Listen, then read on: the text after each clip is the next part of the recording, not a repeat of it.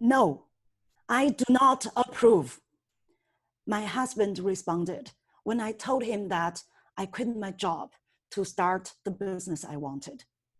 As a successful civil engineer, he could never understand how poor families were harmed from lack of financial knowledge.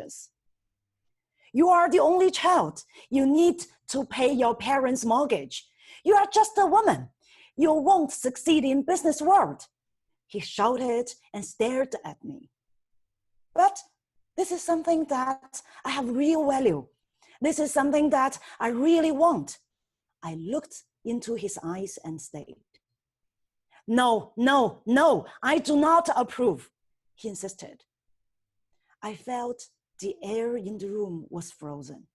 I could hear my 3-year-old daughter's breath through the door. I knew she was out there eavesdropping her parents' fight. I opened the door, walked out. My daughter followed me. She held the edge of my shirt and said undoubtedly, "Mommy, I approve." In the following week, I sold all of my jewelries and put the money into the company that I founded to teach young generation how economic world work. With no other contents or experience, it was really hard in the first year. I have to handle everything all by myself. Amongst the 5 staff who joined the business at the very beginning, 3 of them left within the first year for higher salaries. We need to provide programs to the banks for free to acquire clients. I did not get paid for that whole year. When I felt like I could not go further, I received a call from the bank saying that my parents' mortgage was overdue for 3 months. If I could not repay that into that week, my parents could lose their apartment and live in nowhere. That night, I had a nightmare. I was running along in the field, shouting and crying for help, but no responses. I fell down heavily onto the ground. But suddenly, I heard an angel voice talking to me. "You still have me. I'm here for you." I opened my eyes and saw my daughter's shining eyes. "Mommy, you were crying in your dream. Whatever happened, I'm here with you." Was I wrong? I asked. Should I close the business and return to home as a housewife?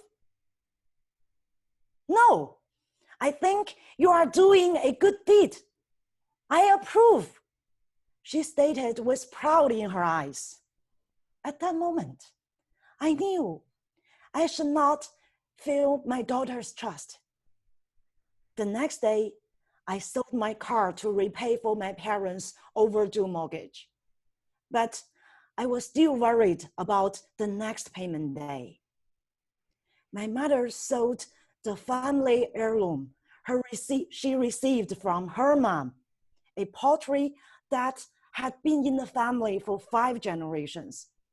She used that money to pay down all of the mortgage and to support their living expenses. I asked why she did that. She said she did not want to be my burden. I thought I failed them.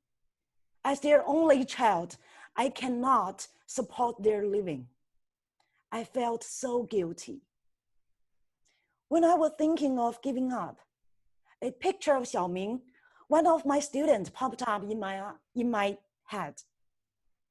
Xiaoming was 9 years old from Xi'an province when I know him. His family was a victim of financial frauds. His parents lost their entire saving, which soon resulted into Xiaoming's dropping out from the school. Xiaoming went to me, his financial teacher, for help. We helped his family to gain low-interest education loans and reported the financial fraud.